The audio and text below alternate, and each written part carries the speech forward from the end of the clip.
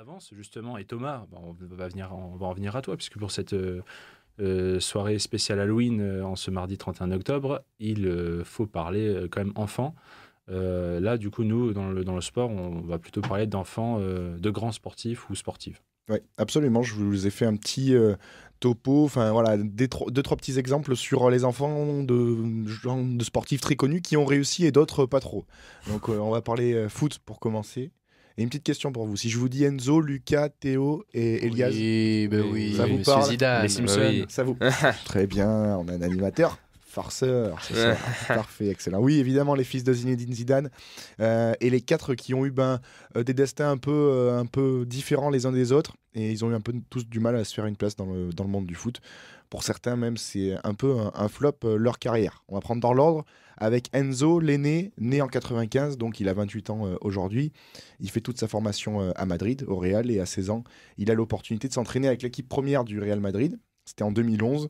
Le coach des Madrilènes à l'époque, c'était Ancelotti. Mais il a joué son premier match avec les pros en 2016 seulement, donc 5 ans après. Il y a eu un vrai gap entre les deux. Il a donc une cape en Coupe du Roi avec un but en prime pour son premier match. Mais derrière, il n'y a aucune continuité pour Enzo Zidane. Ah, mais du coup, ses stats sont folles. Ouais, ses stats sont folles. Il marque sur un corner. Alors, je ne suis pas allé revoir le match, mais il joue en Coupe du Roi et son premier match, il marque un but. Donc c'était pas mal pour commencer sa carrière à Madrid en équipe première. Mais après, il a du mal vraiment à s'imposer. Il passe par plusieurs clubs en deuxième division espagnole. Et puis, il atterrit à Rodez en Ligue 2 à l'été 2021. Pourquoi Rodez ? Parce que sa mère est de Aulnay-le-Château, donc pas loin de Rodez en Aveyron. Son père, il est actionnaire minoritaire du RAF.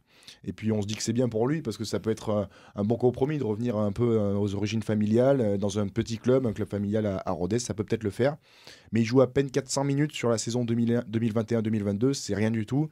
Il ne convainc pas à Rodez, même son attitude est assez déplorable selon pas mal de gens au club. Et fin 2022, il signe donc à Fuenlabrada, en 3e division en Espagne. Cette saison, il est sans club, donc c'est un peu compliqué pour Enzo Zidane, et on espère pour lui qu'il pourra rebondir, mais pour l'instant, en tout cas, dans les 4 frères, c'est celui qui a la trajectoire un peu plus difficile. Lucas, le deuxième de la fratrie, il est né en mai 98, quelques semaines avant que son père marque 2-3 buts importants dans l'histoire du foot français. Vite fait. Mais léger. Lui aussi, il a pigé Lucas donc, pour l'équipe première du Real Madrid, avec notamment 2 titularisations en Liga en 2018 et en 2019. Il passe au Rayo Vallecano, il est titulaire au poste cette saison à Eibar, donc il est gardien en 2e division. Il a 25 ans et il peut espérer une carrière assez intéressante, Lucas Zidane. Pourquoi pas revenir déjà en première division en Espagne et dans un autre temps, pourquoi pas s'exporter. Le poste de gardien en plus peut durer un peu, il peut aller facilement à 35-38, donc il a encore de longues années, on va dire, pour lui. Ouais, effectivement. Le 3e fils, Théo Zidane, lui joue encore au Real Madrid. Il a 20 ans et il évolue avec la réserve du Real, la Castilla. Il est un des hommes de base du système mis en place par son coach, Raoul, avec qui notamment a joué le père Zidane. Il avait effectué son premier entraînement chez les A donc en 2020, Théo.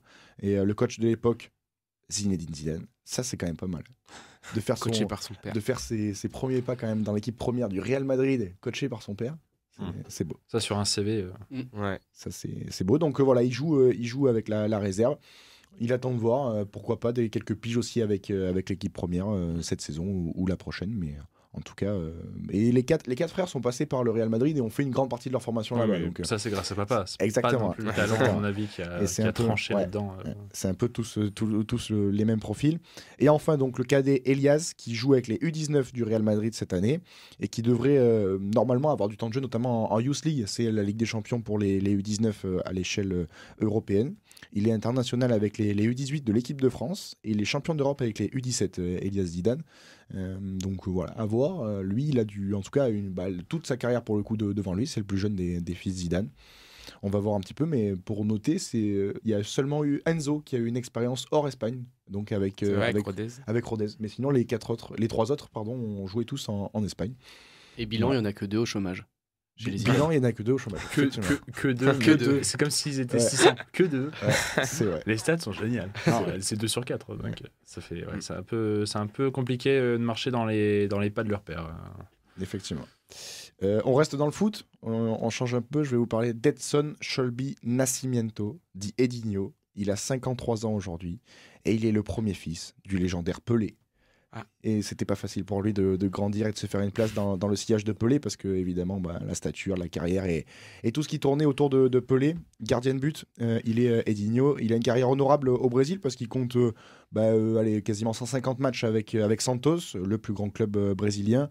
Même s'il l'avoue lui-même, il avait une relation très complexe avec son père Pelé, qui est décédé en 2022, parce que c'est ce que je vous disais, il a été baladé au fil de ses voyages, notamment aux États-Unis quand Pelé jouait là-bas. Et le fils a eu du mal à avoir une vraie relation père-fils. Je vous invite d'ailleurs à aller lire. Il y avait un très bon papier de l'équipe qui retraçait un petit peu le parcours d'Edinho à ce sujet-là. Au début des années 2000, il entame une carrière d'entraîneur à Santos comme spécifique gardien, puis adjoint donc de l'équipe première. Mais en 2014, il est accusé de trafic de cocaïne et blanchiment d'argent. Donc ça met un petit coup de frein quand même à sa carrière d'entraîneur. T'es sûr que c'est fils de Pelé ou fils de Maradona? Ah ouais, non, c'est le fils de Pelé. On peut confondre. On peut confondre, effectivement. Mais il prend quand même 33 ans de prison, puis finalement 12 en appel. Ouais, avec pareil, la réduction, la fameuse. On en est encore là. Faites de la prison en Amérique du Sud. C'est gratifiant de fou. C'est ça. Et donc il prend 12 ans en appel. Il a admis quand même être dépendant aux stupéfiants. Il a aussi avoué que sa relation amicale avec l'un des barons de la drogue au Brésil l'a pas forcément aidé, notamment au moment d'être jugé. C'est une belle manière d'enrober le truc. Effectivement. On va dire que c'était un peu compliqué pour lui. Il avait des relations et des fréquentations un petit peu hasardeuses. Il a purgé sa peine maintenant, aujourd'hui, et il veut poursuivre sa carrière d'entraîneur. Soit, il a raison, conscient de l'héritage malgré tout qu'il a apporté, parce que c'est pas rien, il a quand même son père qui est une des légendes de ce jeu-là, donc il a beaucoup de choses aussi à perdurer de ce côté-là. Il veut aussi prendre le contrôle de la fondation Pelé pour alimenter la mémoire de son père, donc voilà, il va continuer d'être sur plusieurs fronts, Edinho, mais c'est vrai que c'est pas facile quand même. Pour lui, il a dû se perdre, ça n'a pas dû être franchement évident d'avoir un père comme Pelé. Même, il n'y avait pas papa à la maison, quoi. Puis Pelé, un peu aussi reconnu pour son talent inné, comme s'il était né avec un ballon au pied.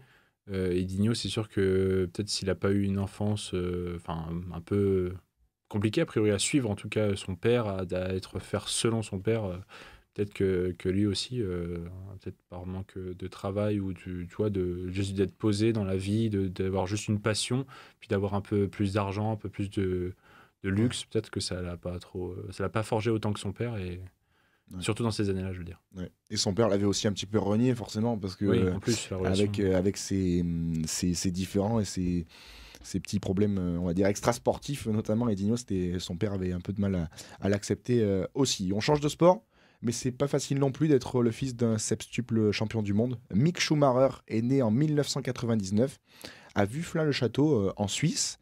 Et il a choisi d'être pilote automobile, comme son père. Mais le nom Schumacher est également dur à porter, à tel point que Mick fait ses débuts en karting sous une fausse identité, Mick Betch. Et on remercie maman pour le nom de jeune fille, bien sûr, qui prête à cette occasion, et qui est un peu plus discret que le nom Schumacher. Il débute en 2008 donc en karting, et il devient vite un crack. En 2014, il devient vice-champion du monde de karting sous le nom Mick Junior. Il a encore changé entre-temps. On dirait vraiment c'est un rappeur. C'est évolué. Effectivement.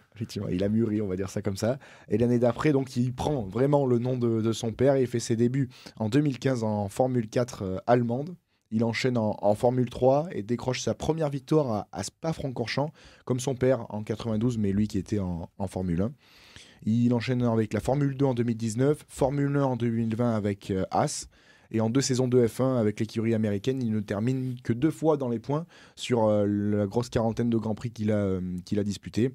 Cette saison, en 2023, il est pilote de réserve chez Mercedes, Mick Schumacher. Plusieurs bruits de couloir l'annoncent dans le championnat du monde d'endurance, notamment pour l'année prochaine. Mais là, pour le coup, lui, c'est vraiment compliqué de faire rebondir sa carrière. Il y a eu 2 saisons en F1, mais là, c'est compliqué. Après, être fils de ne garantit pas un talent dans un sport ou dans un autre. Donc voilà, c'est un sportif comme plein d'autres existent qui n'arrivent pas pour l'instant à faire sa place et n'arrivera sans doute jamais à faire sa place au plus haut niveau en Formule 1 du moins. Voilà. Il y a peut-être une chose en tout cas qui est un peu particulière avec ce monde-là, surtout la Formule 1, c'est que notamment pour les débuts, même on parle de Formule 3, 4, même en karting, on a eu les témoignages d'Esteban Ocon, de Pierre Gasly, qui sont de familles beaucoup plus modestes, normandes.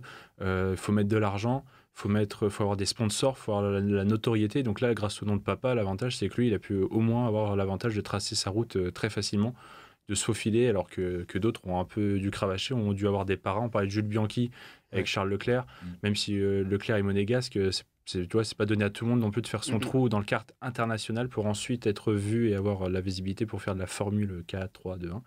Donc lui, au moins, il a pu sortir son nom quand il voulait et je pense qu'il n'a pas eu trop de difficultés à avancer dans ce sport-là. Ouais. Peut-être que ça l'a réconforté aussi. Oui, c'est sûr. Le talent n'avait pas... C'est sûr.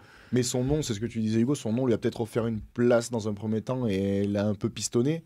Mais après, c'est bien que ça se joue à la loyale, c'est bien que ça se joue sur le talent. Après, il a réussi quand même à venir jusqu'en Formule 1. Faire partie des 20 pilotes qui font partie d'un championnat du monde de Formule 1. Mais les contacts de papa ont peut-être dû l'aider aussi. C'est toujours la même chose, c'est la question égalité des chances, machin. Il part au début avec un avantage et derrière, il prend la bonne piste et derrière...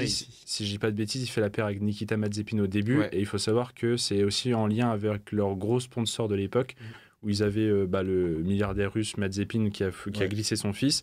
Et à côté de ça, il y avait le côté allemand, où il y avait des gros sponsoring allemands. Et ils ont dit, il nous faut un pilote allemand en mode égérie. Et c'est pour ça que quand Mick Schumacher est parti, l'idée Hülkenberg est arrivée rapidement, puisqu'il fallait, pour garder ce sponsor-là, il fallait quand même mettre la notoriété allemande dans l'écurie. Et donc, ils ont gardé un pilote allemand par contrainte, en gros. Voilà. Parce que Mazepin, après, il s'est retiré avec le conflit russo-ukrainien. Donc, ils ont pu prendre Magnussen, mais... Ce qui était pas bon, surtout Mazepin. Il finissait pas une course. C'est une autre histoire. Mais aussi un fils d'eux, mais du coup, on avait une belle paire de fils d'eux. Mais Mazepin, père, pas grand sportif, mais riche, quoi. Comme Lance Stroll, finalement. Oui. C'est pareil. C'est vrai. Comme Carlos Sainz. Même si son père a beaucoup plus réussi, pour le coup. Et Carlos Sainz réussit plutôt, lui. On va terminer avec une dernière petite histoire qui m'a été inspirée par le combat de ce week-end, le combat épique entre Tyson Fury et Francis Ngannou. C'est de la boxe, c'était dans la nuit de samedi à dimanche. Et faire le même sport que son père, c'est parfois tentant. Leila Ali a 35 ans. Elle est l'une des 9 filles de la légende de la boxe, Mohamed Ali. Elle a choisi de pratiquer le même sport que son père, malgré le désaccord total de Mohamed Ali, qui était vraiment contre. Il disait qu'il ne voulait pas voir sa fille là-dedans parce que trop dangereux, parce que trop de contraintes. Malgré tout, Leila commence la boxe à 18 ans. Elle fait son premier combat en 99 à New York, devant 3000 personnes.